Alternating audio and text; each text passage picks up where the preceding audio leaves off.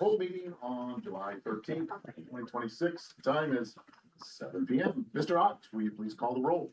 Member Pierpont. Here. Member Orr. Present. Member Wyrick. Here. Member Matheny. Here. Member McLeister. Here. Member Pratt. Here. Member Stalker. Here. 7 present. Excellent. First on the agenda, item 3A. It's an ordinance authorizing the mayor of the city of North Canton to enter into an agreement with the Stark County Commissioners to accept and utilize the Stark County Community Development Block Grant Program for federal fiscal years 2027, 2028, and 2029, and declaring the same to be an emergency. This is grant money that Mr. Graham and our engineers greatly appreciate every year. We are doing this under an emergency. Our county commissioners provided us this request this month, and they require an answer by the end of this month.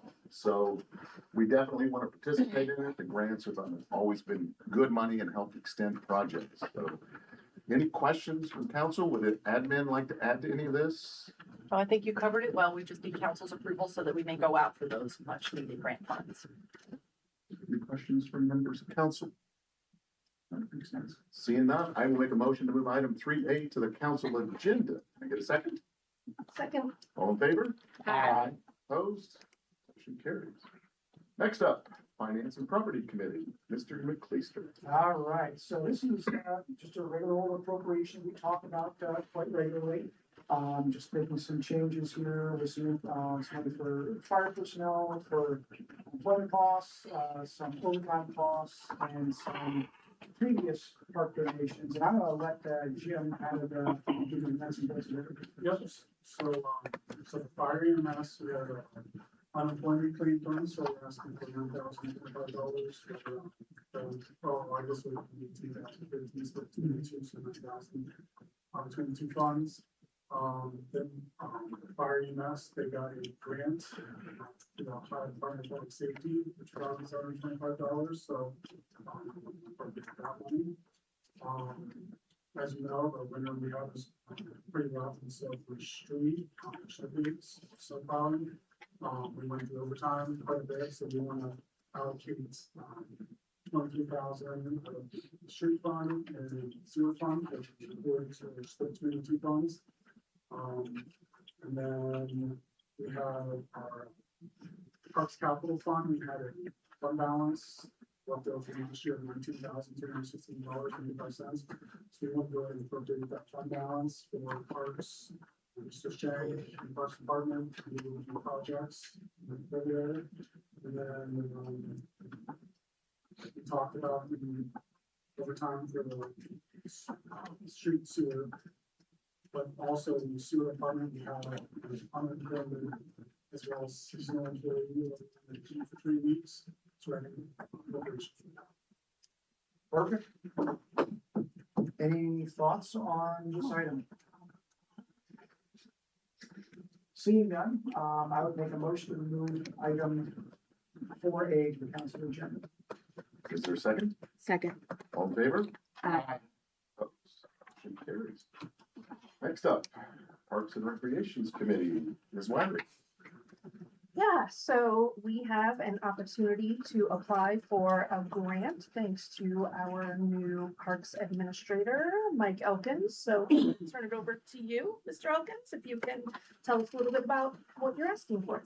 Sure, this is just typical protocol, if you will, from the Ohio Department of Natural Resources Nature Work Grant Program, authorizing the mayor's office here to apply for grants for nature work funding.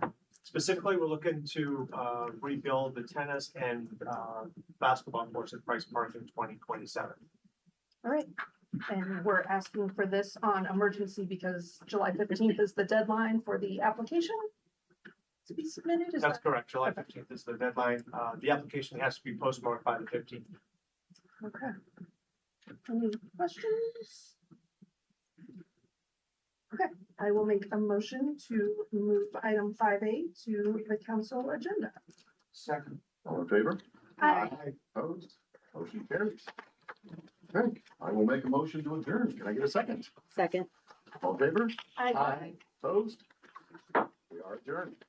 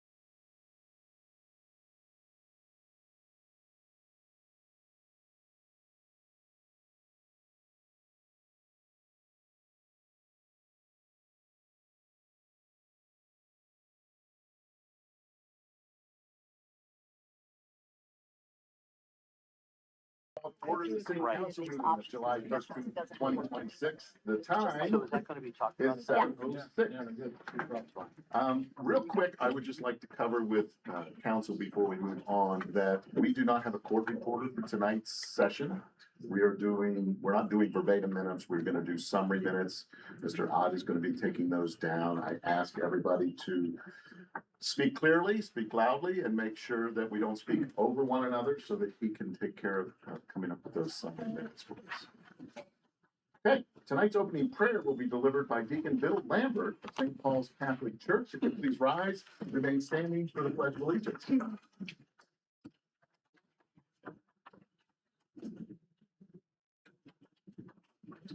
God of all compassion, you call us to love one another as you have loved us. In this time of year, help us to see our sisters and brothers as truly beloved children of God. Help us to move away from incivility and practice your love for each one of us. Help us to move from discord and focus on the knowledge that you have created each person in your own image. Help us to move from fear of those with whom we disagree and receive the joy community brings us. Help us to move away from assumptions and listen deeply to the stories of our community. Lord, our God, be with us in this time. Lord, help us turn to you as the source of our joyfulness and our first giver of love. Amen. I pledge allegiance to the flag of the United States of America and to the republic for which it stands, one nation, under God, indivisible, with liberty and justice for all.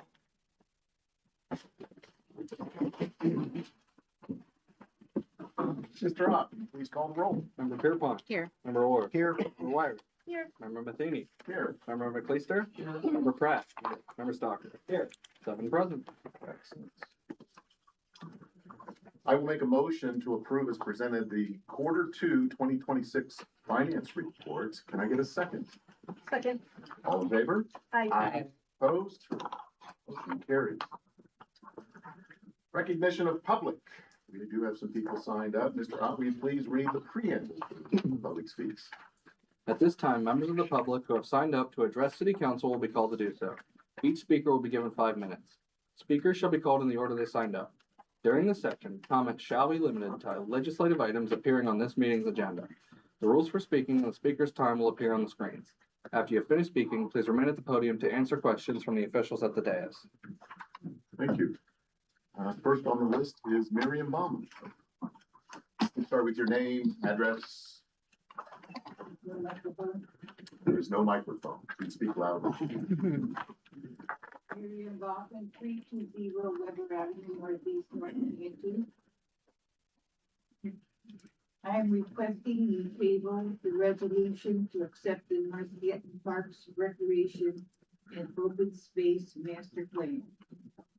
I read on page 91 of the plan, spoke to North Canton demographics, that residents over 65 are currently 25% of the North Canton city's population, and by 2030 will be nearly 30%. There is only a very minimal mention about seniors on this 129-page master plan. Shame on you for overlooking, ignoring, and forgetting to making 25% of the residents of North Canton an important part of this plan. To mention a few, Canton, Green, Canal Fulton, East Canton, Hartville, Marlboro, all have senior centers and active programs. North Canton has no senior center or active program for seniors other than 4 hours, 2 days a week, sponsored by the library. There are no bus trips, no special meals, no ice cream trucks, no guest musicals, to name a few. I read the City of Green's Parks and Recreation Master Plan. Seniors are specified throughout their plan, with plans for many programs and activities. They have a designated senior center that also doubles as a city events rental, and a calendar of programs and activities. In the best news, the former director of the City of Green, Parks and Recreation, is now the director of North Canton's Park and Recreation. He has the experience to provide a vibrant program for our seniors. Many seniors cannot ride long distances, so they love bus trips. Seniors also love to eat with others and love meal activities. And how about a bench such as toenail cutting clinics, blood pressure clinics, vintage and music programs, carpool set up for those who can't drive, and on and on and on. Please make the senior program a part of the North Canton City Parks and Recreation Department rather than partnering with the library, which only provides a very minimal program. Again, we are so lucky. Our new director of parks is the former Green Parks director and already has experience.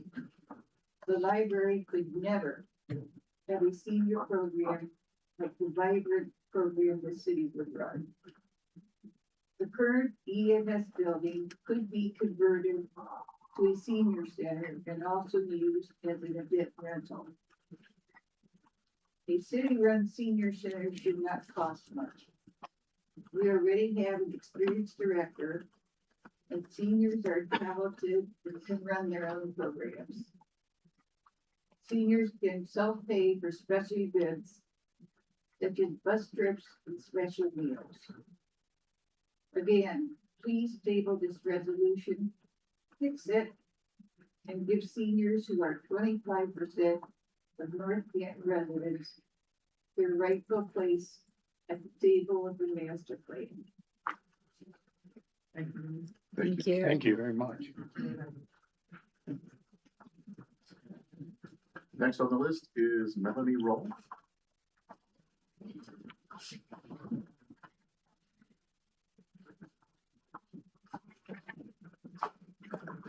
Melanie J. Roll, 308 40th Street, Northwest, North Canton, Ohio. This evening, council will move ordinance 16, 2026, regulations governing the city's business district, to a public hearing. At the June 22nd council meeting, the July 8th planning commission meeting, I asked that the new classification, neighborhood business, be removed from this ordinance.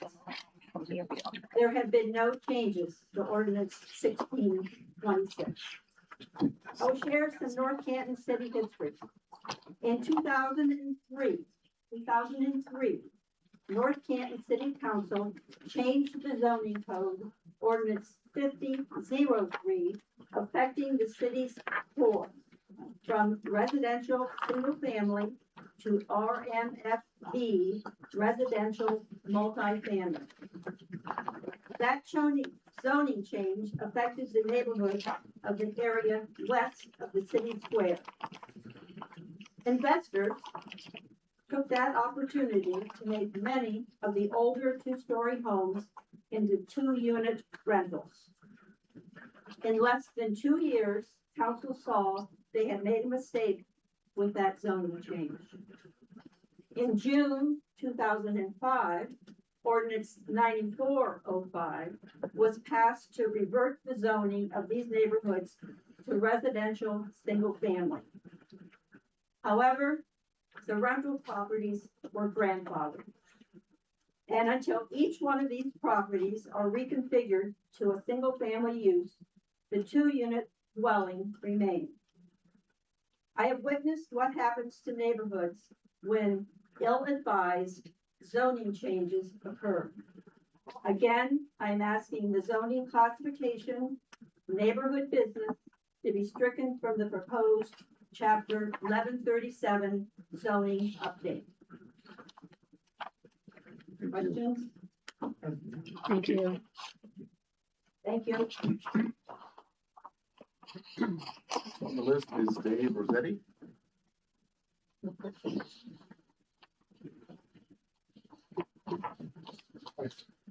My name's Dave Rossetti, 183 Apple Grove Street, Northeast. I guess my public agenda here is regarding the property of Dog and Pool. I guess I'm not familiar with all the past history with the pool or recent history. I guess there's been a transaction of property between the school system and the city of North Canton within the last couple of months. I don't know how true all that is. I was at the pool today. It's you know, I'm retired now, so I have time to do fun things like that. And there's a lot of other retired folks there as well, and there's a lot of families and children that have really enjoyed the pool. It's a fine facility, and they do a wonderful job maintaining. There's good order, and everybody seems to be having a good time. Because I'm a resident of the city of North Canton, and I'm a senior citizen now. And being I'm a senior citizen, I get silver sneakers, and I'm a member of the Y. My membership cost is only $47 a month for the season.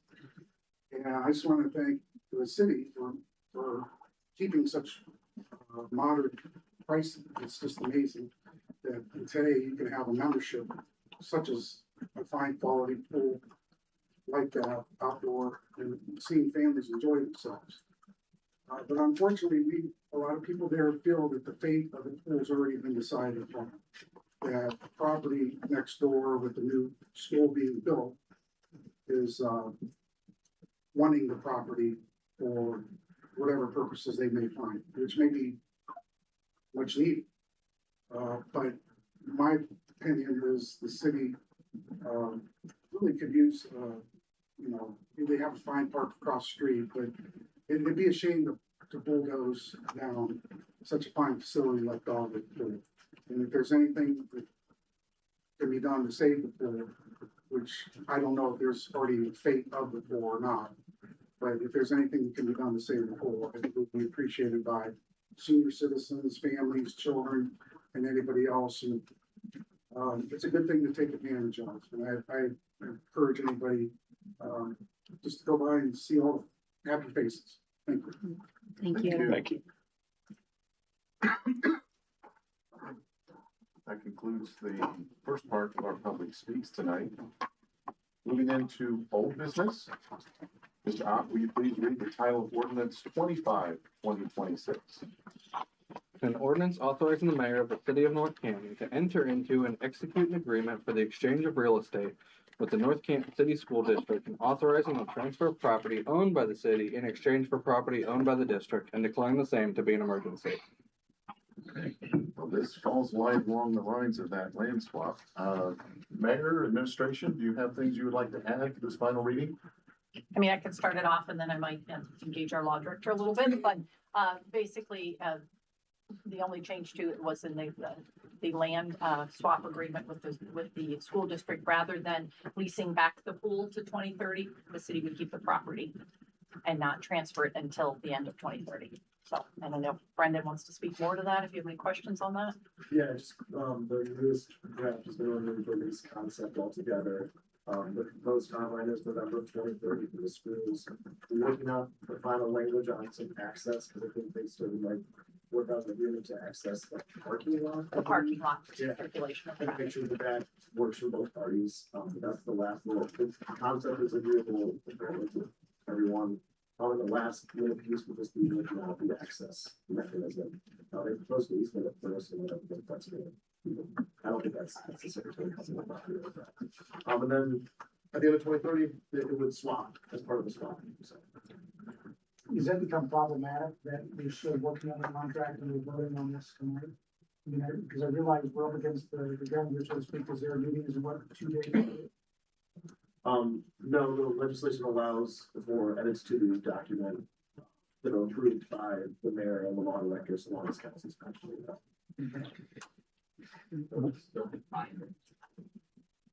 With the. They won't be able to walk away.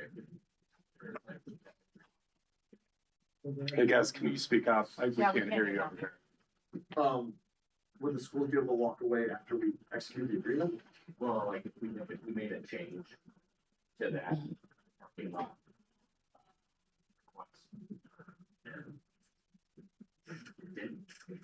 There was disagreement between the two parties. Oh, no, so like the final document would include that change and that would be binding on all the parties. If there are. Generally, if there are like massive material changes that aren't anticipated when council votes on it, we would have to vote back. Like if we were redoing the financials or talking about other properties, something like that. But with this understanding of this is the last remaining edit that the properties aren't gonna transfer until 2030. Really, we're just working out the mechanism of the access to the parking lot.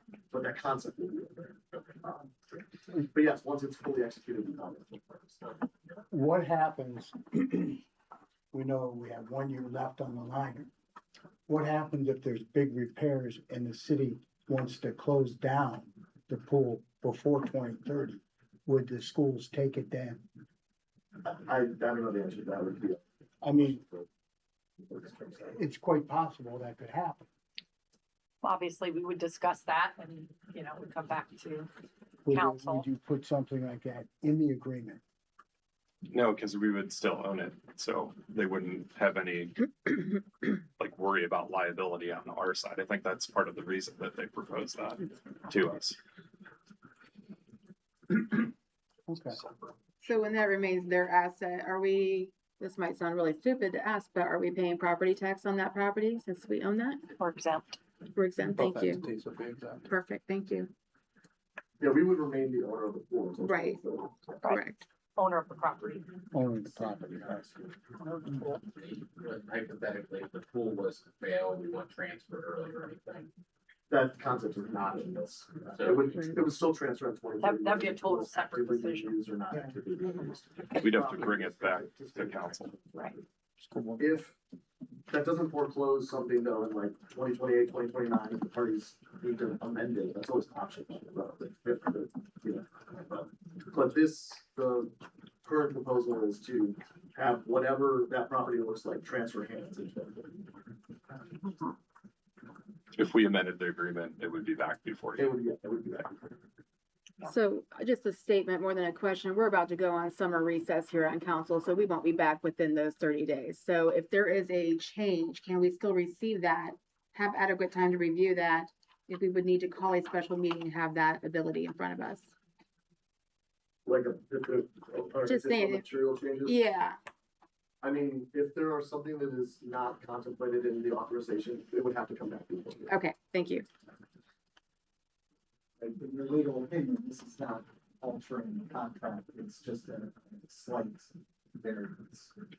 We are adding this is the last change that the school proposed, like a week and a half ago, maybe 2 weeks ago.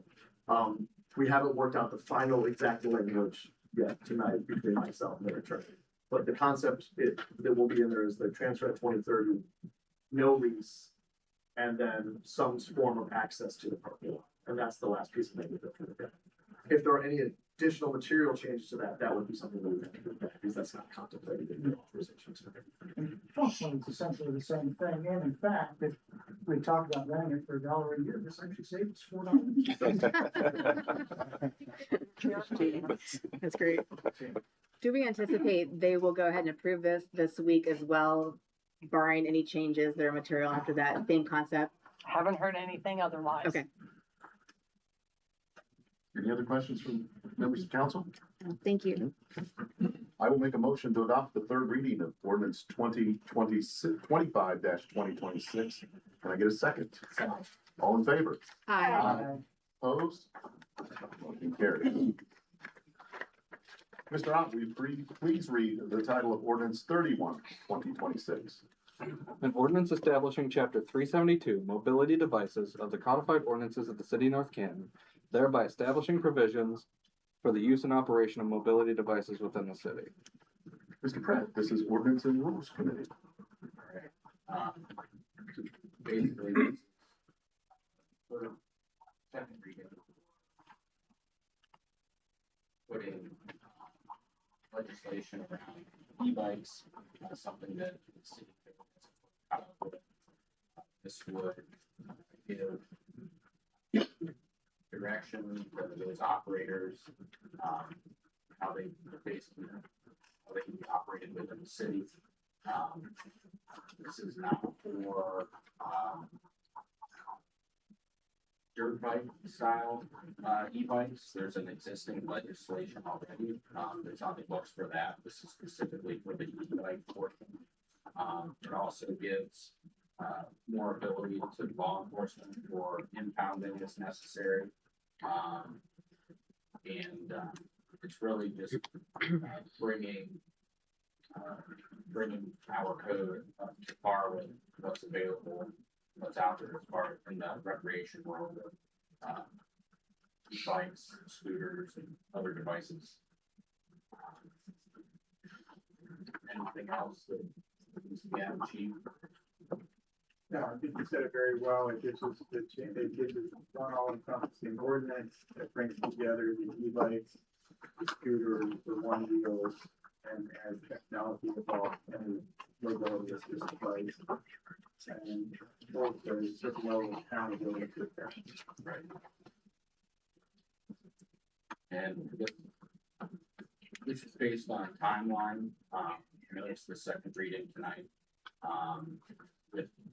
With us going on recess here for summer and kids being out still before they go back to school, I would like to propose moving this forward on an emergency basis and see if we can't try to pass that sooner. I didn't know if anyone else had any thoughts on that, but I'm open to suggestion. I think we. The council did amend it, I just didn't have to. Yeah. You can do it under suspension of the rules. Right. So I will make a motion, well, we gotta adopt first. Yep. We gotta adopt the reading first, and then we can suspend the rules and then, okay? Make a motion to adopt. Second. All in favor? Aye. Opposed? Motion carries. I will make a motion to suspend the rules of council requiring the 3 readings. Can I get a second? Second. All in favor? Aye. Opposed? That motion carries. And then is there a motion to adopt ordinance 31, 2026 under suspension of the rules? So, Okay, it's moved. Can we get a second? Second. All in favor? aye. Opposed? Motion carries. Thank you, Mr. Pratt, for bringing that up. We did discuss that in previous readings, so it's a safety call. Yeah. All right. Mr. Hahn, will you please read the title of Resolution 32, 2026? A resolution in support of accepting the 2026 Parks, Recreation, and Open Spaces Master Plan. Okay, I want to read the rest of this, just for the record. The proposed legislation expresses City Council's support for accepting the 2026 Parks, Recreation, and Open Spaces Master Plan. The plan was developed through a comprehensive community-driven planning process led by Brand Stecker Carroll, Inc. The plan reflects resident input gathered through multiple opportunities for public engagement, is intended to guide the city's parks and recreation system over the next 10 years. The legislation indicates council's support of the administration's acceptance and use of the plan as a strategic planning tool, while clarifying that such support does not commit council to fund or implement any specific recommendations. The resolution also requires that a copy of the plan be maintained by the administration department for at least 10 years. And Mr. Mayor, I think you have some things that you would like to add to this? I would, yes. So in the spirit of collaboration and in using this plan to its full use, I've had conversations with everyone here. And I want to make sure that I explain this properly. The legislation is not directly related to the plan. However, it is part of it because we must accept it somehow. In that spirit, I would like to suggest that we, and this will be the discussion point, that we add a note to, two of the, points very specifically that, something that this to affect, and this is where I need your input, because it's administration that has to make the change on the plan. So, the caveat would be, I would like a note to be in front of these two sections that I'll read, and the note would say something like, at this time, we do not believe that this part is viable. And we can discuss the terms, like if it was a cite in the collaboration that we had and the discussion that we had. And that leading to, there's two parts specifically that I would like to add that note to. One is the Little League fields, and it's the section where we're talking about rectangular fields on Little League fields. Long short of it, that property was given specifically to the Little League property. It wasn't given to, well, it was given to the city for Little League properties, because we had to replace the previous property. And everybody that I've talked to shares the same opinions. We're not going to put rectangular fields on that. So, I'd like to add that note on that. And then the second is the section in Arrowhead where it discusses bringing it down to a nine-hole golf course. Again, we've had discussions on the floor. It's not a viable option. So I'd like to add the notes to that, to those two things very specifically. The third part is, I believe, for going forward, when we look back at this plan, this should be a plan that we refer to for multiple years. It did omit the name of the stakeholders that we had discussed. And my concern is some of these groups change over leadership every 2 years.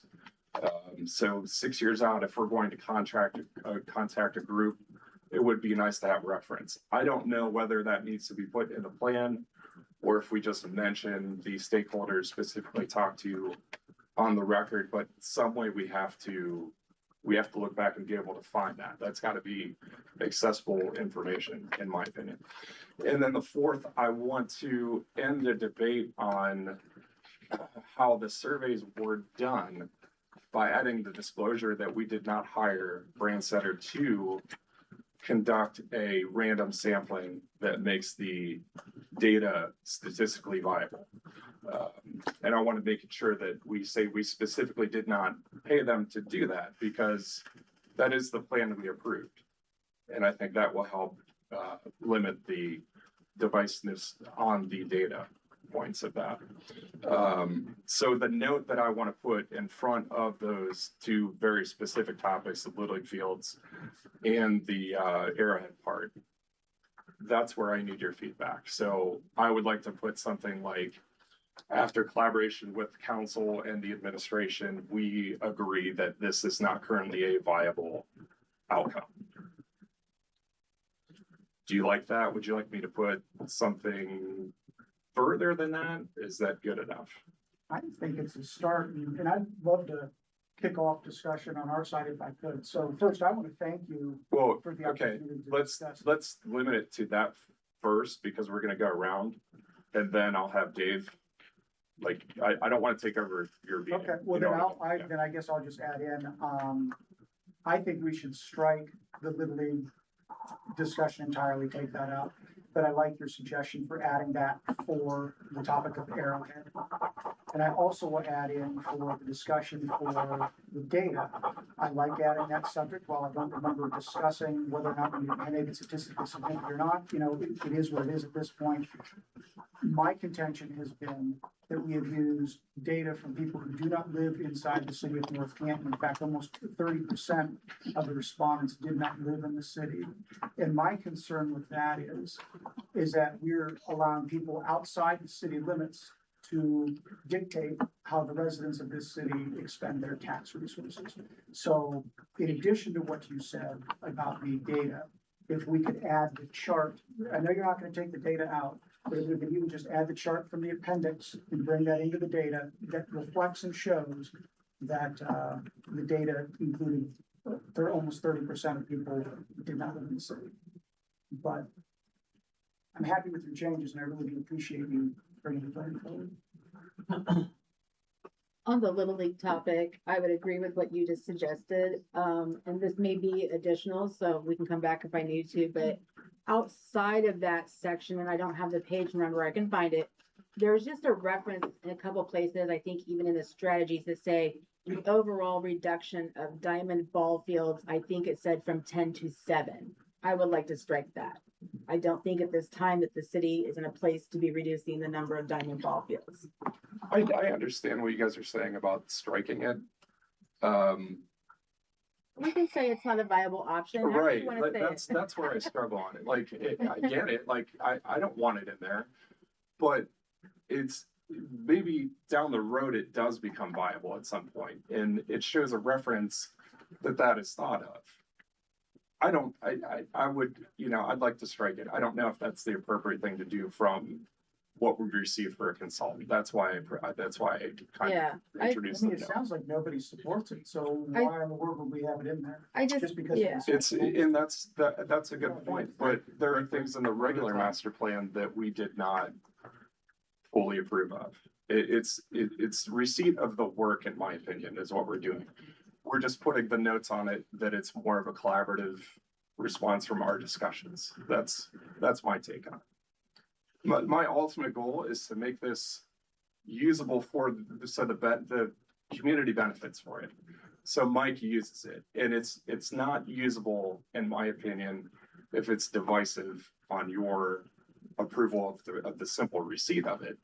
So my goal is to get it done and collaborate right now, so we can use it for the benefit of everybody. Mr. Stocker wanted to speak, and then we'll let you go. If I could, so, I would just like to say that, well, okay, I'll just get to what I'm saying. What's sort of being lost, I feel, in the discussion about the Little League property is that it is close to 20 acres of city-owned property. And I am aware of the history that the fields, that where the area where the ball fields were, it was deemed not safe or appropriate. And so therefore, we needed to have new property.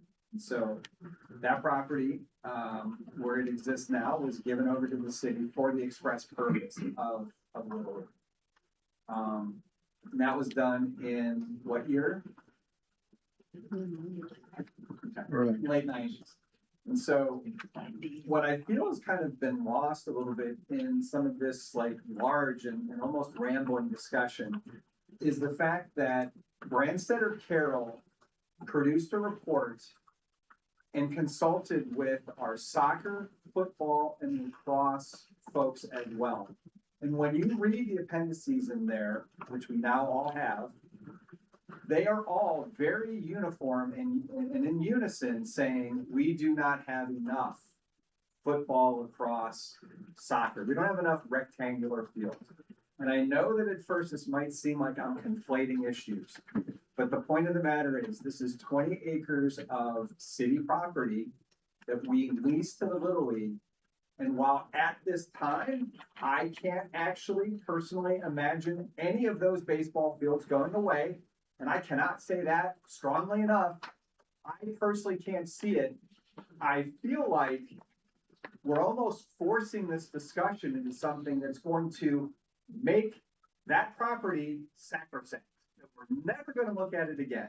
That we're not going to take into account the demographics that Superintendent Walker has talked about on the floor of council. There is a decreasing student enrollment. Students play youth sports. That could be alarming for Little League. I will also hearken that the appendices in the report talks about Little League is not forecasting any expansion of their league at all. And I will tell you that in a personal conversation with one of the North Canton Little League leaders, I know this for a fact, the numbers are out there somewhere, their youngest group of rookie players is smaller, it's decreased, and that's a little bit alarming. That could all change. Student enrollment could go up, Little League numbers could go up, all of that. The point that I'm making is that right now, today, no, I don't wanna take anything away from Little League. But to strike it, to strike it entirely, which were the words that you used, I feel is radically inappropriate. And I feel like we, as stewards of the city and representatives of all of the citizens, we need to have all things to be considered.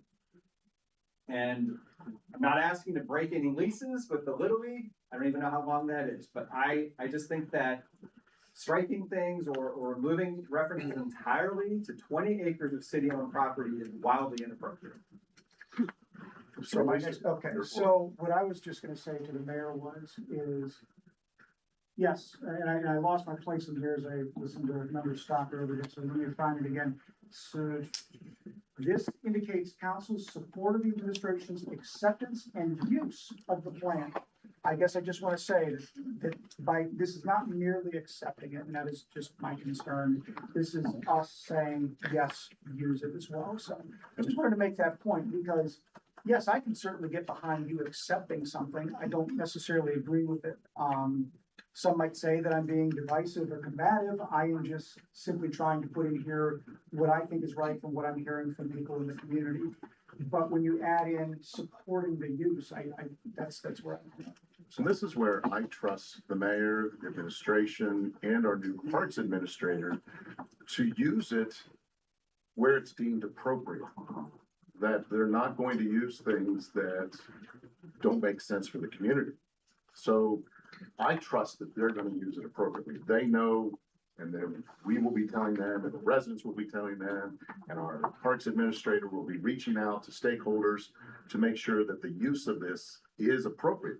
That use being 2 days from now in applying for a grant, having a plan gives them more power behind their submission for a grant. Having all of the options in there, choosing those that are best for the community, I think the trust needs to align with administration.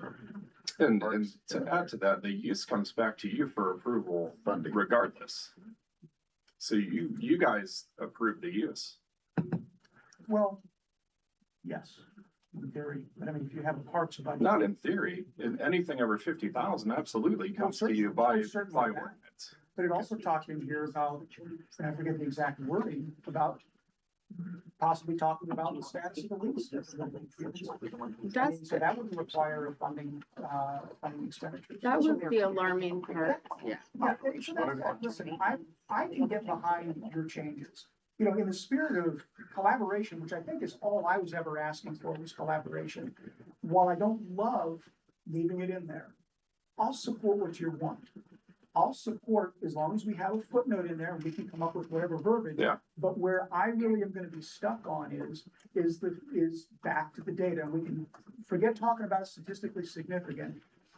I would like that chart from the appendix brought forward and put in with the data, included with the data, and even a footnote there that says that a large portion of the respondents didn't live in the city.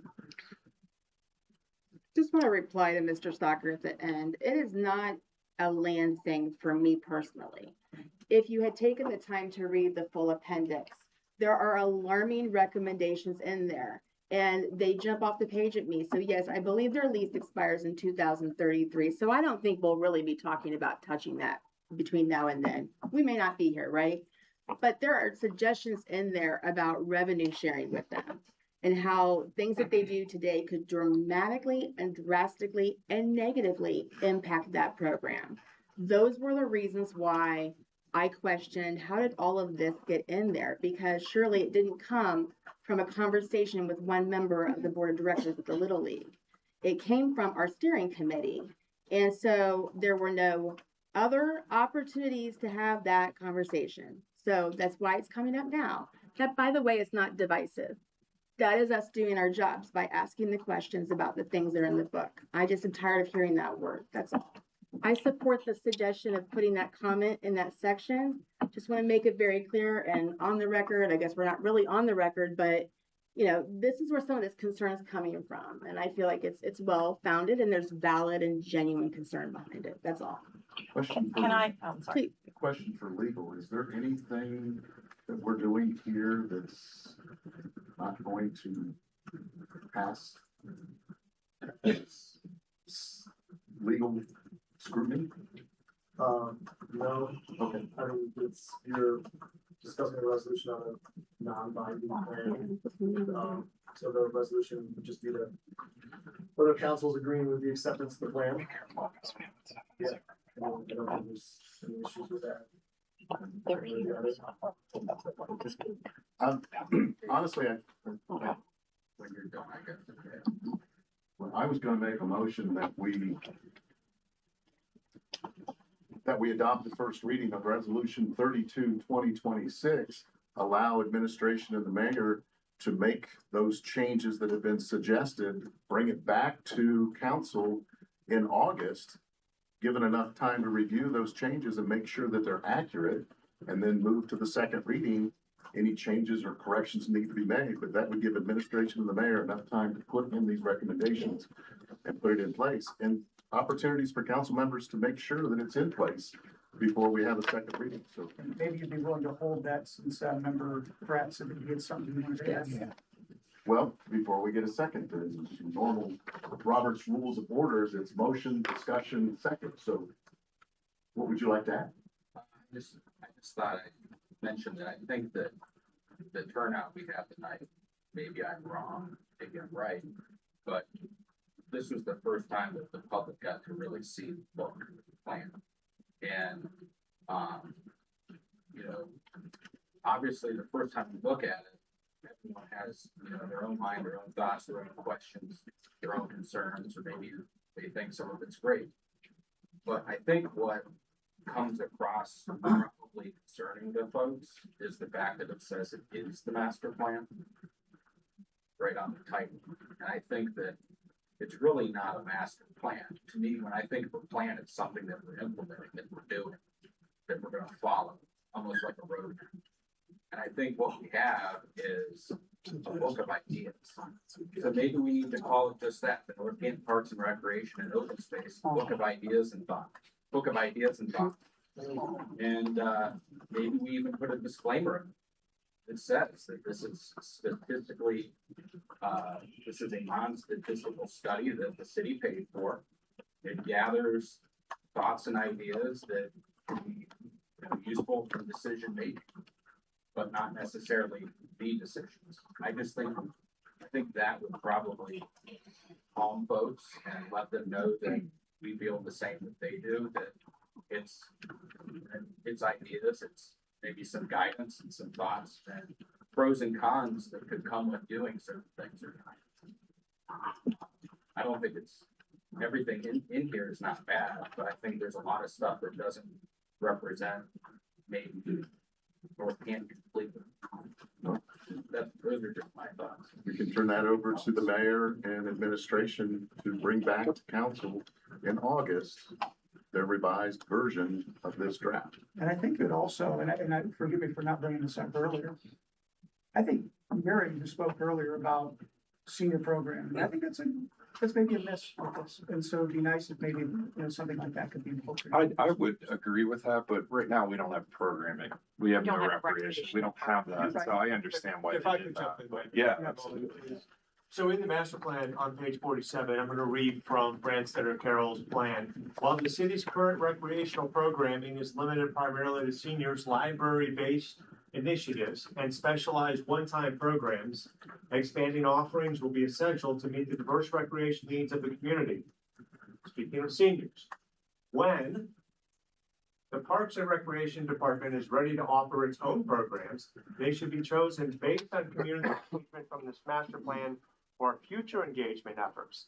Based on current engagement results, new programming should be focused on community events, festivals and concerts. Other potential new programs could include, goes on the list. So I think the reason that senior programming may be absent from this plan is because there's no Department of Parks and Recreation. And that's one of the reasons that I'm brought into North Canton, is to help build that senior program. That makes perfect sense. Then. Thank you for your explanation. You're welcome. Yeah, Thank you. I And agree. I'll add, part of the plan was to evaluate, should we have recreation programming? And that's big, that's a big ask, that's recreation staff, that is recreation planning, we don't have that. Years ago we did, we talked about this, we don't anymore, we have a park department, but we do not have recreation. So that is a whole other area that we would have to evaluate the cost of. Yes, you bring in revenue, you can bring in revenue, but then there also are a lot of expenses with hiring the staff. Are you looking for a motion? I'm looking for. a Well, I'm second. not done with discussion because I do have a couple questions, if I may. Okay, so on that topic, that was helpful because I looked that up and read it right there with you. I guess the only concern I do have, and I think Ms. Bowman's comments tonight were very much relevant because the data collection did not go after our senior citizens. And so when it says that we may use, this plan, being mindful that, again, we said we apparently agreed that it's not going to be statistically valid. I just would like us to say we're going to commit to future engagement with that population and truly seek their needs on that. There were a lot of great recommendations, not just we want to go and have fun events, but things that are very helpful to our senior citizens in general. Yeah, go around. Mr. Wang would like in. Oh, he's right on time. Chief wants to get in. Right. That was a first for me. I've never had the repository knock on the window. So that's in the summary, and it's Mr. Yeah, put that in the minute.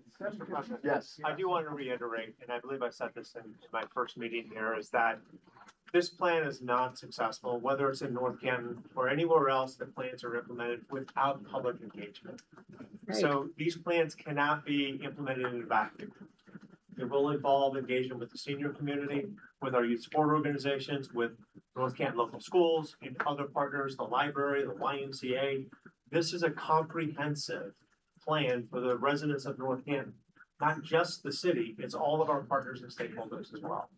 So it's a fluid plan, to Mr. Stocker's comment earlier. It is a fluid plan. It will change over time as leaders change, as folks that sit in your seats change, budgets change, opportunities change.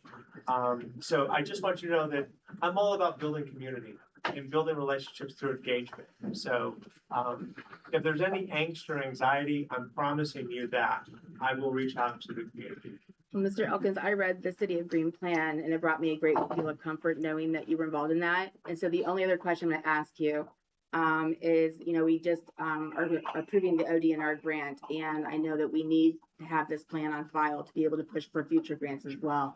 Is there any amount of concern? I read 5 or 6 different municipal reports in all of my spare time this week. All of them, and some of them did come from the same consulting firm, stated multiple ways it was a statistically valid plan. Ours does not have that language in it. We're talking about maybe putting something that says to the contrary. Is there any concern when we go to apply for grants that would be in there? No. Okay, No, thank you. because the data is still valid. The data is still valid, yeah. And there's still gonna be that public engagement piece Yeah. that I keep referring to, that when we go to grants, that is a requirement. When you apply for a NatureWorks grant or any state grant, there's a requirement to what is your public participation? And so obviously I cited this plan as part of the NatureWorks grant that's gonna get grant application that's going out Wednesday. Thank you. There's a motion on the floor. Can I get a Could second? you restate that, Greg, real quick? I'm just curious what exactly. So the motion is to adopt the first reading of resolution 32, 2026. But I think we add a caveat that the mayor makes the changes that he discussed. No, we're gonna. Oh, so follow you don't this want to make motion. any changes that we just discussed? Do you remember my comment earlier when I No, I said don't, this that's why I gives, asked you to restate. this gives the mayor and administration an entire month to put in all these corrections and bring it back for the second reading. Thank you for restating. You're welcome. So there's a motion. Second. Okay. Mr. Ott, will you do a roll call vote for this? Yes, sir. Member Pierpont, Yes. Member Orr, Yes. Member Wyrick, Yes. Member Matheny, Yes. Member McLeister, Yes. Member Pratt. Yes. Member Stocker. Yes. Seven in favor, 0 opposed. Thank you. Thank you. Moving on to 7D. Mr. Ott, will you please read the title of ordinance 33, 2026? An ordinance authorizing the city of North Canton to enter into a natural gas program agreement with the Northeast Ohio Public Energy Council for the purpose of establishing and implementing the natural gas aggregation program within the city and declaring the same to be an emergency. Mr. Stocker, this is Utilities Committee. It is, thank you. So this is the second reading, basically, with the city of North Canton entering into an agreement with NOPEC for the purpose of gas aggregation. We had two public hearings today in reference to this, one at noon, one at 6 o'clock. Had the opportunity to gather a lot of information directly from NOPEC's representative. Jim, I don't think there's any changes really at all, are there? So with that in mind, I would make a motion to adopt what actually it's the third reading of the ordinance 33-2026. Some second. All in favor? Aye. Opposed? Motion carries. Mr. Ott, will you please read the title of ordinance 34, 2026? An ordinance approving the plan of operation and governance for the NOPEC natural gas aggregation program for the purpose of jointly establishing and implementing a gas aggregation program as a NOPEC member and declaring the same to be an emergency. Mr. Stocker, this is the second half. Yes, the second half, and it's essentially the same. This is technically what's referred to as the plan of governance for the program. So there really are no changes. So I would guess that I would make the motion to adopt the third reading of ordinance 34-2026. Second. All in favor? Aye. Opposed? Motion carries. Okay, moving on. New business. I'm going to make a motion to suspend Council Rule 23 to allow for consideration of all items from the preceding committee of the whole meeting. Can I get a second? Second. All in favor? Aye. Opposed? Motion carries. Mr. Ott, will you please read the title of ordinance 16, 2026? An ordinance repealing Chapter 1139 Industrial District Regulations and amending various provisions of Chapter 1137 Business District Regulations of the codified ordinances of the City of North Canton to update, modify, and clarify the regulations governing the city's business districts. Okay, so this came back to us from the Planning Commission. We need to set a public hearing for this to get input from the public. And we're going to set that for August 17th, 2026 at 6:45 p.m. And I'm going to make that motion for the public hearing on 16/2026. Are we gonna have discussion on this at all, or are we gonna say discussion until after the public hearing? After all the public hearings, Okay. after all the input from the public, and then we'll have a full discussion. That's traditionally how it goes. That's We what I just figured set out. the hearing. I just wanted to make sure. Yeah. Motion on the floor. Can I get a second? Second. All in favor? Aye. Opposed? Motion carries. And I will make a motion to postpone consideration of ordinance 16, 2026 until after the August 17th, 2026 public hearing. Can I get a second? Second. All in favor? Aye. Opposed? And that motion carries. Mr. Ott, please read the title of ordinance 35, 2026. An ordinance authorizing the mayor of the city of North Canton to enter into an agreement with the Stark County Commissioners to accept and utilize the Stark County Community Development Block Grant Program for federal fiscal years 2027, 2028, and 2029, and declaring the same to be an emergency. Thank you. Under Community and Economic Development, we talked about this in the committee meeting. We need to do everything possible to allow Mr. Graham to get as many grants as possible, especially those from the Stark County Community Development Block Grant Program. So any other questions or discussions? Okay. I will make a motion to adopt the first reading of ordinance 35, 2026. Can I get a second? Second. All in favor? Aye. Opposed? Motion carries. Can I get a motion to suspend the rules of council requiring 3 readings? So moved. Is there a second? All in favor? Aye. Opposed? Motion carries. And finally, can I get a motion to adopt 35, 2026 under suspension of the rules? So moved. Can I get a second?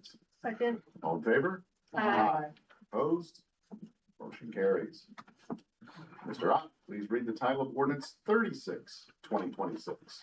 An ordinance authorizing appropriations for current expenses and other expenditures for the period beginning January 1st, 2026 and ending December 31st, 2026.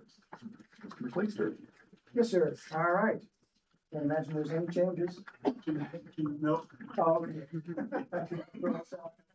Throw us one there. So, no, so seeing none, we just discussed this and there have been no changes. I would, make the motion we adopted the first reading of ordinance 36, 2026. I will second. All in favor? Aye. Opposed? Motion carries. Is there a motion to suspend the rules of council requiring 3 readings? So moved. Is there a second? Second. All in favor? Aye. Opposed? Motion carries. And I will make the motion to adopt 36, 2026 under suspension of the rules. And I get a second. Second. All in favor? Aye. Opposed? Motion carries. Moving right along. Mr. Ott, will you please read the title of resolution 37, 2026. A resolution authorizing the mayor of the city of North Canton to provide the information and documentation necessary to apply for funding assistance to the Ohio Department of Natural Resources Nature Works grant program and declaring the same to be an emergency. Member Wyrick, Parks and Rec. Yeah, so we just discussed this. Mr. Elkins needs this approval to get the grant application in by July 15th. Anything else to add? All right. Just to wish, Mr. Elkins good luck with, the very first grant for the city of North Canton. Thank you. Fingers crossed. All right, so I will make a motion to adopt the first reading of resolution 37, 2026. Is there a second? Second. All in favor? Aye. Opposed? Motion carries.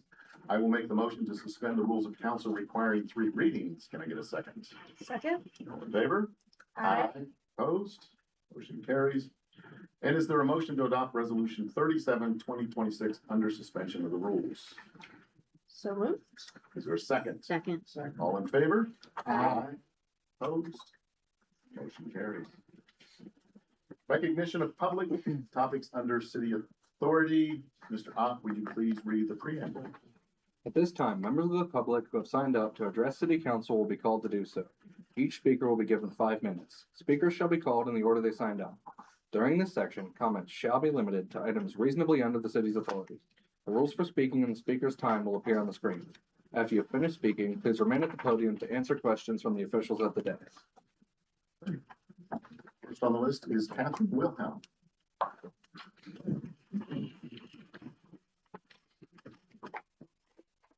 Hello, I'm a resident at 616 Harmon Street Southwest for the last 26 years. I want to echo some of the sentiments of my fellow residents.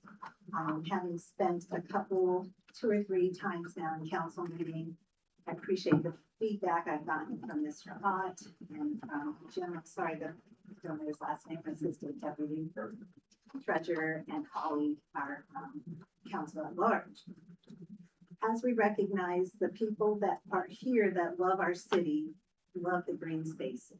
And so the master plan is of a concern to us because we like the open spaces. We like the feeling that we can bike, we can walk, we can hike, we can jog. And I think we attract a lot of attention for our open spaces. I think a lot of people park here, there, the park, they'll park at the high school, get on the trail. So the master plan, to me, maybe doesn't offer an appreciation for that open green space. We're ecologically friendly. We take care of our green space as well. And to that point, as I was looking at the map of our city, we're a small community bordered by Pittsburgh Avenue, Market Avenue, Orion, and 55th Street. So contained within that corridor are citizens that are seniors. I myself am one, still a wage earner. We are families with school agers, and we are moms at home raising young families. So all this green space and all these beauties and attractions that we offer help the citizens live a very high quality life.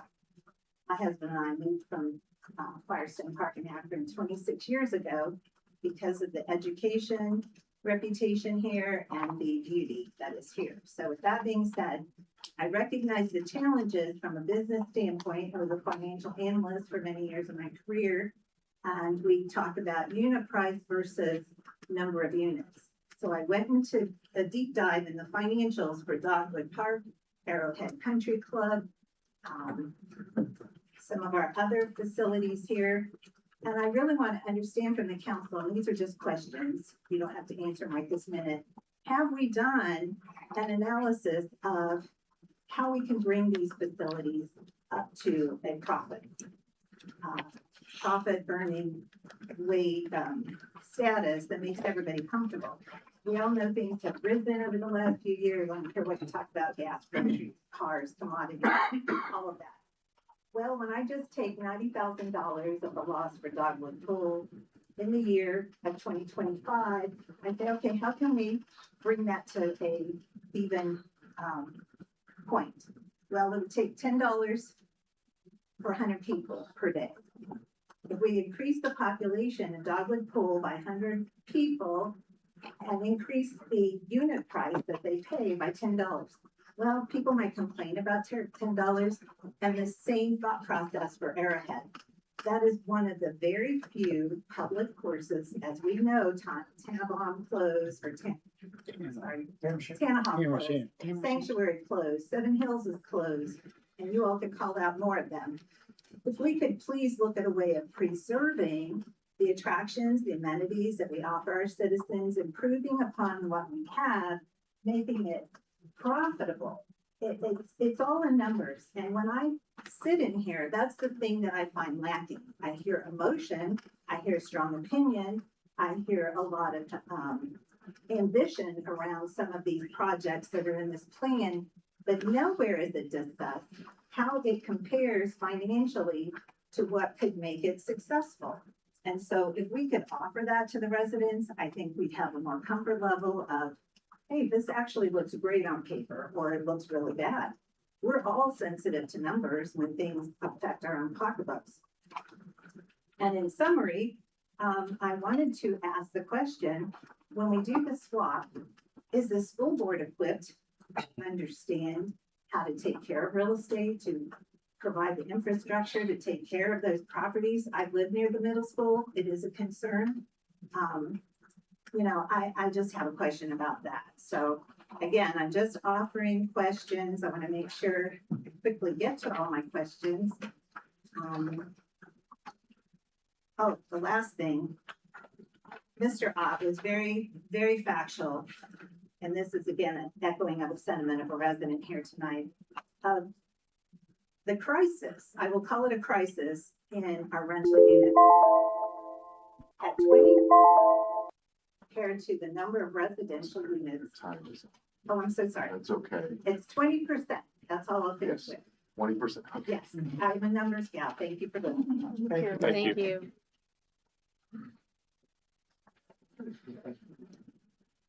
Ryan Ford, podium is yours.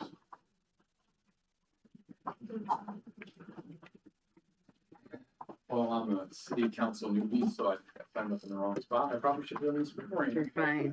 Can assure you I'm not trying to beat a dead horse. The parks plan is certainly on our minds for North Canton Youth Softball. So I'm Ryan Ford. I live at 7727 Starkwood Avenue. North Canton, I serve as the commissioner for the North Canton Baskets Association, which is our softball program. Historically, I played at Dogwood Fields and occasionally at Price Woodward as needed. You know, I guess I'd start by first thanking the council, the administration, the Parks Department for putting this plan together. I do think Book of Ideas is probably a better description than I read through it. And I've really only had it for 24 hours, so it was a brief read. But I think it was clear that a comprehensive effort was put together. A lot of people were considered, public input, public planning. So we appreciate that the vision is coming together and over the next decade, and we just want to be a part of it. Certainly also appreciate the help and support that North Canton Little League and the city gave us when we found out the Dogwood project was literally going to start the day that our season began this past spring. So if we didn't have that help, we probably would have not had a season, or at least the chance that we would have a spring season. The goals outlined in the plan, I think, are important. We as a board, I'm here, Lisa Bradford's here, she does our fundraising. We have a board of 7. We think it's really important we invest in our parks, recreation, quality of life, the benefits to our entire community. The plan emphasizes improving community access, addressing service gaps, and making strategic investments that will serve North Canton residents for years to come. I would like to offer one perspective that I believe deserves additional consideration as the plan moves towards implementation. As I reviewed it, I noticed it does a good job of keeping inventory of facilities and recreational assets. But from the perspective of youth softball, the challenge isn't simply the number of fields, it's whether those fields are available and usable. On paper, North Canton appears to have enough diamond fields for softball. However, some are dedicated primarily to baseball, some have permanent baseball mounds, some must be reserved months in advance, and we have to pay for them well in advance. Some require additional volunteer time where we have to prepare for every single game with people that are taking time out of their day. Some have drainage and scheduling limitations, and the future of Dogwood for youth softball remains uncertain. So availability, not simply field count, is the challenge for us right now. Further reducing the field count, as the plan suggests, which I know we're talking about striking that, but maybe, it would put more strain on our organization and teams, and certainly our girls. So our organization loosely participated in the planning process. We appreciate having that opportunity. Candidly, we've been more focused on talking to the school about Dogwood over the years once we found out that it could be a project because it's our historic home. As I review the final plan, I noticed that several other youth organizations received detailed stakeholder interviews that captured their operational challenges and long-term vision. For youth softball, we certainly have challenges that I can go over another day. I won't get through this. Those operational challenges aren't always evident in the facility inventory, but they significantly affect the experience of over 100 girls and their families every single spring and fall.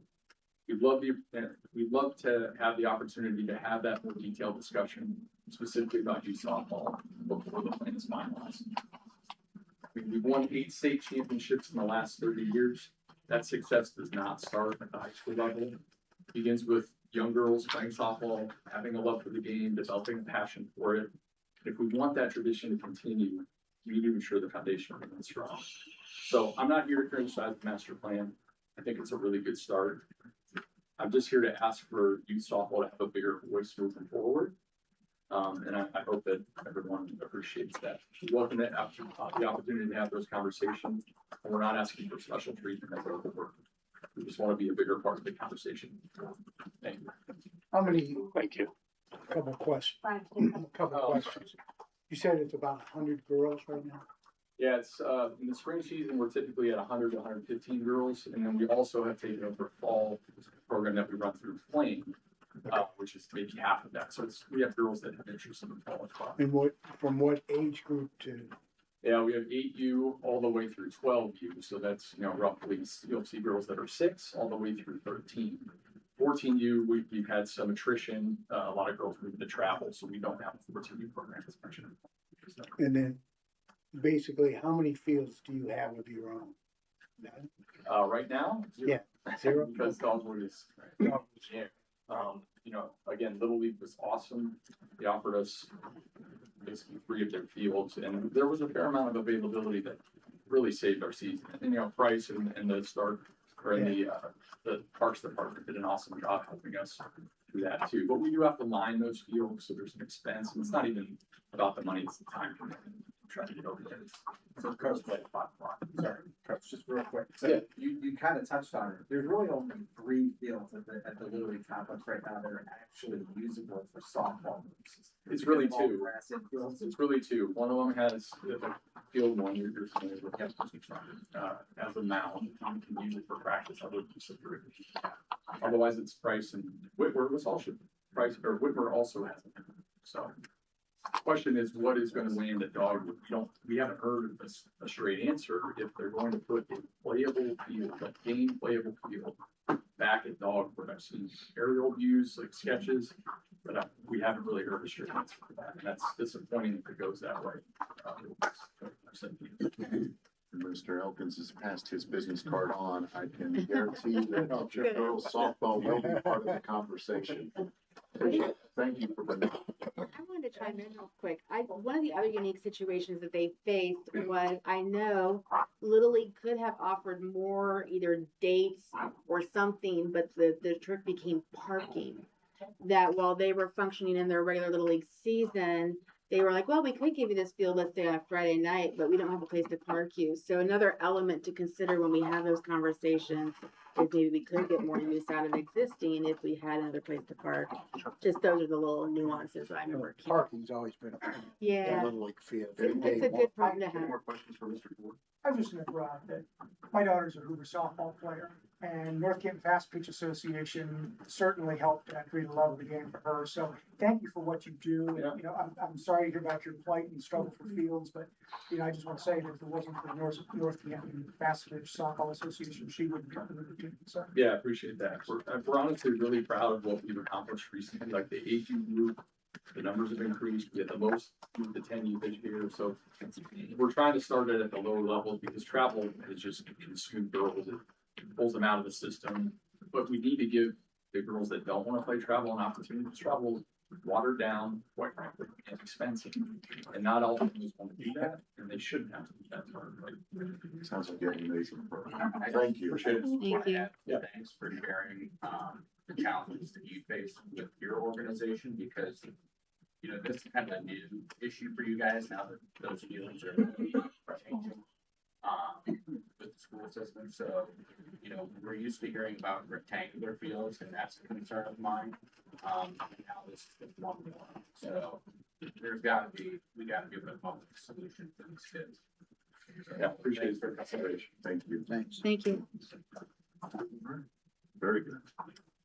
On to department reports. Mayor Stroy. All right, thank you all for coming out. Thank you, council, for your time. First of all, I spent a lot of time talking to all of you this week, and your willingness to collaborate and compromise. To me, that says a lot about it, because this was not totally popular with all of you. And, you know, we'll work on this, we'll make the changes. But to me, I think it's very important to have a fully supported parks plan that we can go back and look to. And with what we talked about, it's really not changing that much. It's just kind of putting a little, some adjustments on what we like and what we prioritize. You know, and I've reread the plan, and ultimately I think it's a fantastic plan. There's a tremendous amount of work that went into that, a lot of public feedback, and I appreciate it. And it's our first one. There was nothing before this. And I will never expect a consultant to come in and know our traditions and little idiosyncrasies that are in our community. We know that because we've lived here. We've been through it. So we'll make those edits and bring it back, and we'll have it for use for Mike, and it's going to benefit the community. So what you guys did by compromising is just a benefit to everybody here. So I appreciate that greatly. Events coming up, you know what, I'm going to skip the events. Someone will talk about that. But the one thing I will say, Jeff Stocker and I ended up going to the Daughters of American Revolution's their dedication to the Liberty Tree for their Jacob Gaskins chapter in honor of Jacob Gaskins. And again, I'm not going to go into the 20-minute history lecture or anything like that I could do, but he is a very underappreciated man. And if you get a chance, if you would search Jacob Gaskins, or go to the Heritage Trail panel that sits next to CSB Bank, you can learn more about him. But it was an honor to be there. They had a great dedication, and it was very warm that day, I will say. But I think that's all I've got. I'll let everybody else cover everything. Director of Administration. All right, I think I'd like to say great conversation, and I'm so glad so many people are here. And just, I want to speak like a little bit to everything on this, if we can go back, you know. You probably all remember when we were having the conversation when our former park superintendent / water distribution superintendent was retiring, and I was making a case that we really need someone to lead our parks department. We need someone who wakes up thinking parks, who thinks strategy.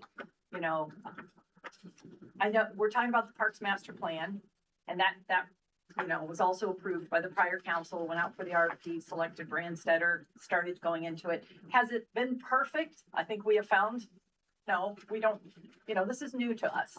We're not perfect, we're trying to do the best we can. But a Parks Master Plan was something we knew existed, other communities do, people that want to be strategic and thinking about their parks and beyond just cutting the grass and keeping them nice looking.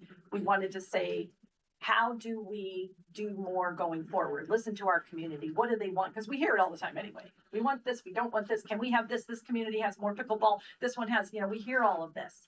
And, as you know, it fell to me sort of as the defunct planning director when I embarked upon the Dogwood, adaptive playground.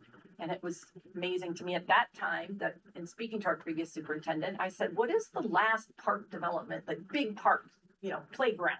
New that we had done.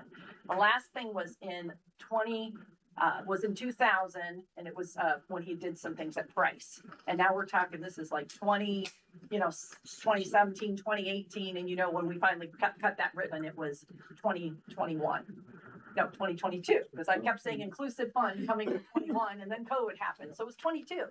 So we went 22 years while we all saw some city to the north, green. We saw Jackson. We saw people travel. And they're like, this city has this city has that, and it was, they would come to us and why don't we have this? Well, it takes a lot. It takes a lot of planning. It takes money. It takes funding. It takes strategy. So I think step one was like this parks maybe master plan. Maybe we should do something like this. So we entered into something like that. Then, I came forward saying, when Brian was leaving, Brian Hill, we need this position. We discussed so much about how important this position would be.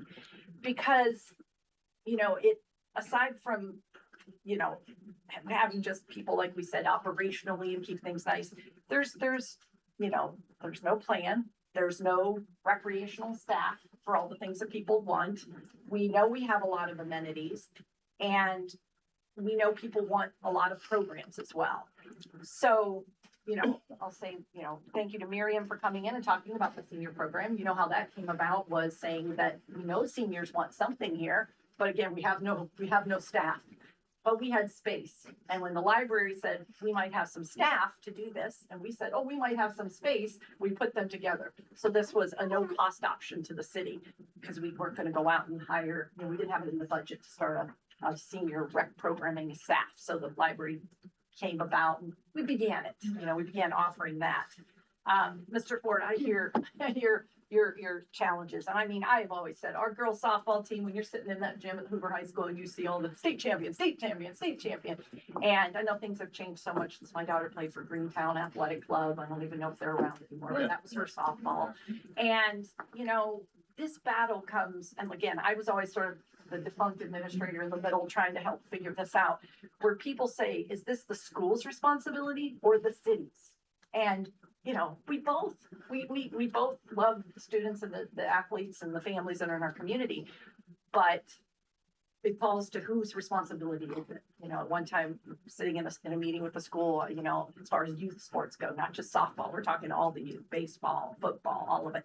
It's like, well, at one time, years ago, the city had a rec department, and I think they did work more with the school, but we all know that that isn't the way it is today. And it was sort of like, well, this isn't the school saying sort of like, this isn't our responsibility. And then the city saying, but is it our responsibility? Because to your point, they don't start out high school champions. They start out when they're young. So I know that was, a real issue when you talked about like those fields going away. And, talking about, she just left, but Catherine Wilhelm talks about the numbers. That is so true. When Mr. Rossetti, the first speaker, went up and talked about, he pays $47 a year for a membership. That is because that is a preseason senior membership, which is $65 discounted, 25% for being a YMCA member. That's $47 for the whole season. I mean, that's like $15 a month. If you get at least 50% of the days for the 3 months, that's like $1 a day you're paying. So yes, good point that, we do have to look, and we have to look at the costs. We have to also look at the user fees, and we have to match that up, right? We haven't had anyone to do that. And so we now have somebody to do that, and that's what this plan is. And I mean, I hear there's criticism on the word plan, but I'll quote like Rob Graham always tells me, plans are called plans for a reason, because it's what you plan to do, but sometimes, you know, things don't always go. But, you know, it is, I think it is at least a start, is what I'm saying, is, you know, at least we're thinking that way. And it's a great conversation, you know, and we tried to talk to everybody, lacrosse and soccer and, you know, football, and were we perfect? Did we hit everyone? Did we hit everything? No, but it was a start, and this is good. It's a start, and I like where we are now, and we can add more, and we've heard everybody, how everybody does feel, and we'll keep going with it. And there's a lot on Mr. Elkin's plate, and I think he is the man for the job and up to the challenge, and I thank everybody for all that we have gone through to get to this part, and we're just trying to do good and do better. That's all. That's my speech. I'm sorry. That's so long. Thank you. Deputy Director of Administration. So I'll build on that a little bit and start by saying that I'm going to be glad when Mike is no longer known as the former planning director of Green. And everyone around us is saying, look what they've done in North Canton. Why can't we be more like North Canton? And I do believe that day will come. Maybe sooner than you think, Mike. On the master plan, I won't reiterate what Catherine said, but I just wanted to point out, it's in the nature of formal plans that you take some things and you leave others. I think it's also important to point out that, well, good ideas and bad ideas sometimes can come out of plans.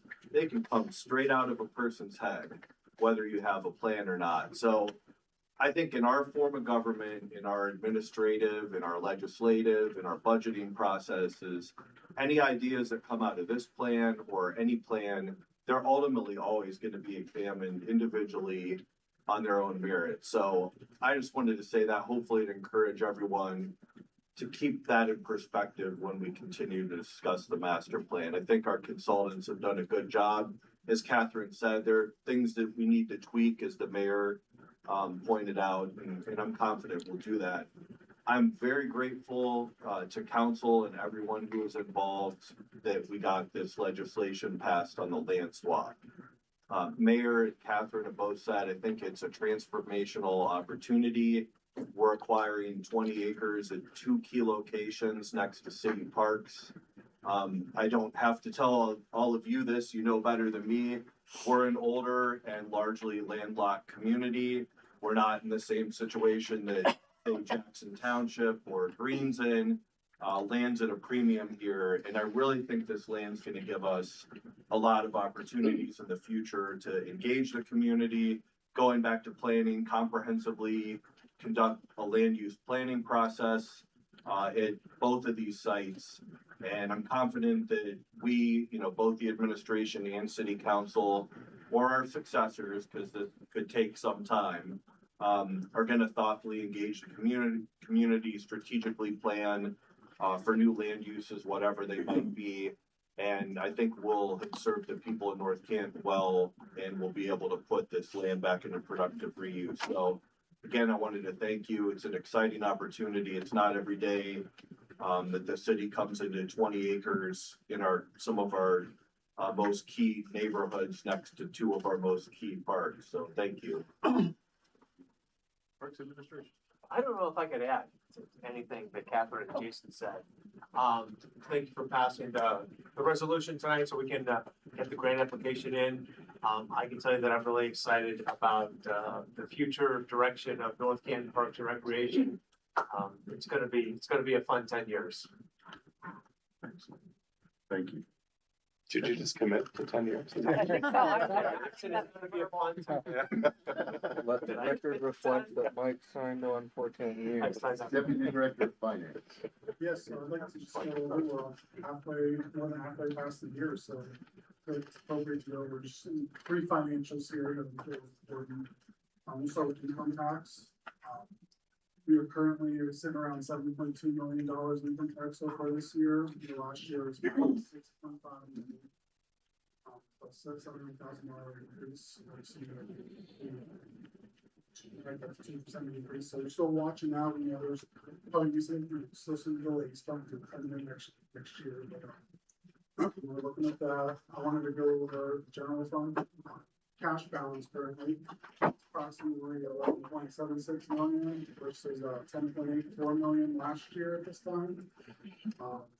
And then there were some investments here. The city has approximately $39 million invested. Obviously, about 15 million of that is from fire station proceeds. Obviously, it's not going to continue the fire station construction. Yeah, we have approximately 4% return on our investments. So we're keeping on interest. And then something that we like to look at is utility billing numbers since we a couple of years ago. So comparing energy this year to energy last year for paperless billings, we're up close to 1,200 individuals or people. So we're happy about that. Auto pay is up 377 people. And we have 17 new auto customers this time. And then Gina obviously has sent you budget meeting requests coming up. So we're looking forward to that. We can set up the budget here shortly once we get up July. We're excited about it. Can't wait to get you guys through that. So appreciate it. Questions? Do you know if the 4% on return investments, is that up or down this year? It's up. I don't have the exact what was last year. Should have that. I think that's up because I think going up the past couple of years to go like meter for that specific reason. And it's also cheaper. Director Vaughn. Thank you for coming this evening. Mr. Hodges. No report, just want to wish you all a merry summer recess coming up, so we'll see you back in August. Merry summer. Never good time. Start off the council reports, please. A lot of new faces here tonight, so thank you to those that came out. A lot of you, I think, have been in touch with any number of us on the parks plans, so your interest and care about that is very valuable. So continue to talk about those things. No one mentioned it, but I think before we come back is the Main Street Festival. I think it's August 15th. Am I right? Yeah. Isn't that crazy to think? Crazy. Like it'll be over before we come back. That's kind of weird. So that's a great event. If you've not been to it, be sure to go. Lots of great vendors, food, organizations are there, it's just a good community day. So pray for good weather. That's all I'm going to have tonight. Okay, thank you. Mr. Pratt. Thanks. I guess real quick on the Main Street Festival, just thinking out loud, have we ever thought about going back to more than just one day? I just think all the time and every businesses put in that to prep for it. I just think one day in Ohio weather is just unfair. You have to talk to the chamber. Wanted to thank a couple folks. Had some concern over on the Jonathan Street area. I think I mentioned it on last meeting. But made some progress. Wanted to thank, I had a meeting with the mayor, Catherine, Jason, Gina, Jim, and Rob from for the department engineers for the city. We're basically trying to get a small section of sidewalk on Jonathan to make walking from Everhard to down Jonathan safer. It's kind of there's a large intersection that kind of is in the middle of that street, so we're gonna one sidewalk ends and then another one starts kind of way further down. So we're gonna try to bring one up to the other across the street and then get folks across with the sidewalk or with the crosswalk. So it's in the works. Obviously it's not been fully approved and appropriated, but it's in progress, and I just wanted to thank them for the time and going out there and seeing it get that done. One of the things that makes it doable is the fact that, it butts to a government property, which would be the Arrowhead Golf Course. So, you know, that's probably always gonna be a cut through road on Jonathan, for folks that wanna skip 2 or 3 lights going down, you know, Main Street, Everhart. I would say it's, I used to take it myself years back, and I've gotten out of that practice. Anyway, so thanks for meeting with me and putting that, hopefully, in the works.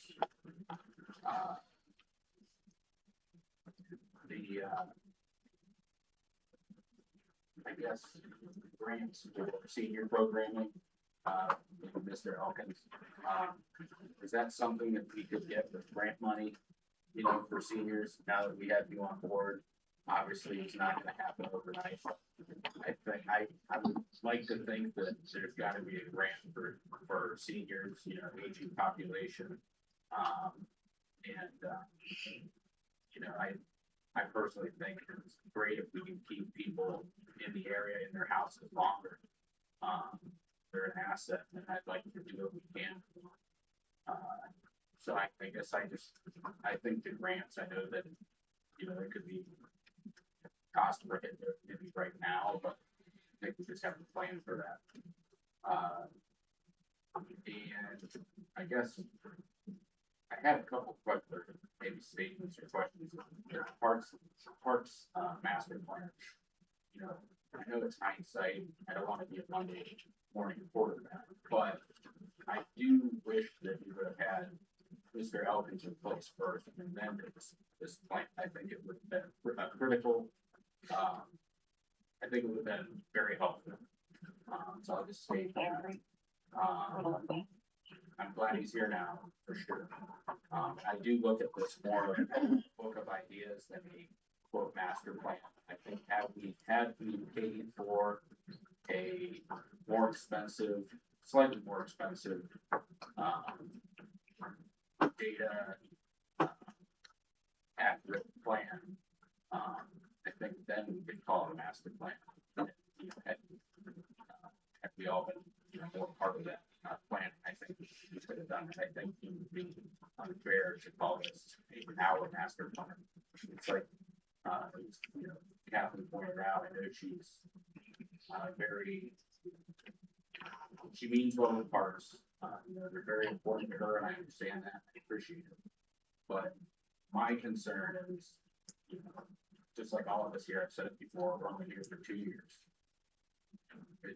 Mayor, council folks, I'm more worried about this actually getting implemented as a plan by someone else. That's my concern. You know, as Catherine said, you know, we plan because we plan to do things. And that's what I'm afraid of. We plan to do this, then I have a problem with it. At least in its entirety. So I'll just say that. Again, I want to thank everyone for coming in. We've had some new faces. It doesn't happen that often. And I appreciate feedback from the public because it does make a difference. There's only so many people that come to these meetings, and so when we hear feedback from folks, it's like what, you know, the pool and the softball fields, it's like a higher concentration of value because we don't hear that much that often. So it does mean a lot to us, and I do appreciate you coming. Thanks. Thank you. Member Stockard. Thank you. Thank you to everyone who attended, especially those who spoke. You know, there were a lot of new faces. There were also some of the tried and true regulars that were here as well. So I appreciate everybody that came. I think it's worth noting that we did probably have some additional folks here because they, in fact, were very interested in the parks discussion. And I would just point out that those are probably the exact same folks, or reasons, I should say, reasons that people replied to the surveys about the parks in the first place, because they're engaged. As the chair of the utilities committee, I would like to thank all the residents and the interested parties who attended, either of today's public hearings. Not the greatest of attendance, but at least we had some folks that showed. This is involving the gas aggregation program that we talked about, meetings in November. And I'd also like to thank Ms. Fargo, NOPEC for her presentations. They were very informative. They were also remarkably transparent. Ohio is a deregulated energy state, which makes it sound like it's the Wild Wild West. I guess in some ways it might be, but she did a very nice job of explaining to the council members in attendance and also the residents and the administration folks that were in attendance about some of the guardrails that are put into place to protect consumers. So, for example, I don't think I realized this, but NOPEC or any gas or any aggregation company, they're not permitted to contact residents who are not with them in the aggregate. They're not allowed, in other words, to solicit people that are outside of the aggregate. And that's, again, kind of designed to protect people. The vast majority of folks, they're not very aware of utilities. It's frankly incredibly confusing in some cases. So aggregates are really designed in large part to provide people with peace of mind and also assurances and stability. So thank you. As the mayor mentioned, he and I did participate with the Jacob Gaskin's Daughters of the American Revolution Freedom and Tree dedication. Just to fill in a little bit more, I'll spare everybody the long history, but Jacob Gaskins was a former enslaved man who became a landowner, voter, and Underground Railroad operator. His property was in what was once known as Plain Township. His property, part of it at least, is now sitting on what we call Arrowhead Golf and Banquet Center. And so therefore, that's why the tree was placed there. And the members of DAR who were there was a lot of emotion regarding the fact that the city administration, city parks department, they didn't just say yes, they said yes, and there was a vision behind it. So thank you to the administration, thank you to Steve Shanks and Parks for getting back there and placing it right there. And it's in a very prominent spot. When next time you go, it is right by the front door and it is right by the plaque. So perfect location. Very, very quickly, we celebrated America 250. I want to also point out that we should be celebrating the North Canton Playhouse on their 50th anniversary. Most people are very aware that it's in the North Canton campus, but it actually started in 1976 in a 32-seat building on Howard Street, property that was leased to them by the so there's your history. Thank you. Thank you. Member Orr. Well, thank you to everyone who showed up tonight. I talked to many of you this week. Thank you for the administration. Matt, thank you. Council, we worked it out. We came together and we passed that plan. It's gonna be a great thing for us. I want to bring up again, I talked to a lot of people in the fourth ward. Everything's going pretty good. But I want to bring up to the administration once again, annexation. That's where we should be looking at, annexation. And that's how we're going to grow. And the borders seem kind of really, I don't even understand them. But we've got to talk about annexation. And that's all I have. Thank you. Thank you. Member Ryan. Yeah, I'm glad that we were able to get the first reading of this plan passed. And I think, as far as it being called a plan, a lot of it is a plan. I would say, I don't know if it's the second half or last third is lists all of our parks, lists the improvements and repairs that are needed, lists what's needed to be done to implement ADA access improvements needed in that area. And when I've spoken with Mike Elkins, you know, we've discussed that that's the part that he's going to and looking at, and that's his checklist. So I feel like there is a lot of value in the work that Keith and Nancy and their team from Brandstetter did to put that plan together. And I mean, the plan has options. You know, I think I've stated before that when we first got the plan, the first draft a long time ago, it had just the one option for Arrowhead. And we said, no, we don't even like this 9-hole option. Give us more options. And that's why we now have 4 options. No one, you know, because it's listed in the plan as an option doesn't mean that it's happening. So, I guess that's, you know, related to the plan. And then I would also say that I think part of how we attracted Mr. Elkins was because we were investing in this master plan.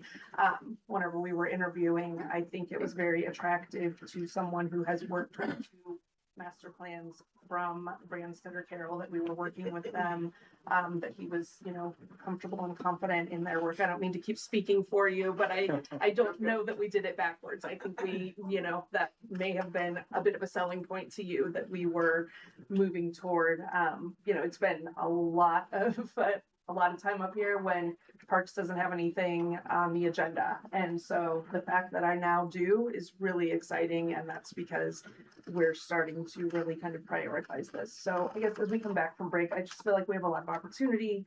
And we'll have a lot of decisions with the land swap, and we have the parks administrator now, and we've got the fire station going up. Like, we're doing good things, guys. And I'm just hopeful that we can come back and have a good rest of the year. I do not have a report this evening, and Member McLeister is asked to close out on council reports. All right. The floor is yours. See, I thought I was gonna go before you. No, I want you to close out. All right, so for the next 20 or 30 minutes. I do have a couple things, I wanted to just touch on. So, first, I wanted to give thanks to those who reached out, this week, in various forms, whether in person, phone, or electronically.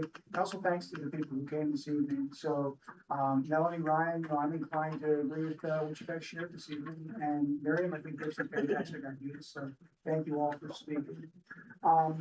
As far as minutes go, so I think, well, Dave, you mentioned here at the beginning of the meeting, you know, we are now on summary minutes, and I think it's unfortunate. I mean, I think it kind of is what it is. I don't think there's anything we could have done for tonight. It'd be my hope that we try and find a way to go back to full-on verbatim minutes, whether it is through another agency or whether it is through, some sort of AI program Liam and I talked briefly about. So something like that would be nice if we could go back to that.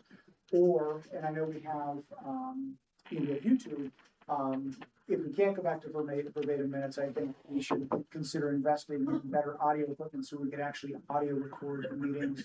Because I don't know that we're relying fully on YouTube.